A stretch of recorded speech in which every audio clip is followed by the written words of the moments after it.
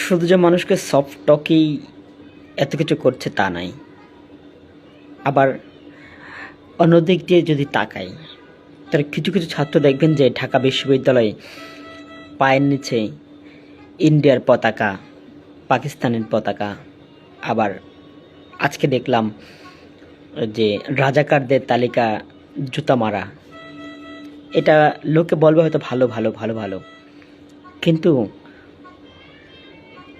যদি এটা বিশ্বাস করেন যে হাদিকে যে যারা কিলিং করার জন্য এসেছে তারা কিন্তু হাদির সাথেই সফটভাবে মিশেছিল এবং তাদের সাথে থেকেছিল, হাদি বুঝতে পারেনি বা কারো বোঝার ক্ষমতাও নেই। ঠিক সেম বা একইভাবে ওরও কোনো কাউকে ফিরিয়ে আনার চেষ্টা করছে, হয়তো বা আপনার বুঝতে পারেননি। যদি এমন কিছুটা ঘটেই পেলে হয়তো ভাববেন যে আমি কথাগুলো নতুন করে আপলোড করেছি, কিন্তু না, আপনাদের বহুদিন আগেই ভবিষ্যৎবাণী করে গেলাম আমি। বুদ্ধিজীবী টক শো আর হলো ঢাকা বিশ্ববিদ্যালয়ের অতি উৎসাহী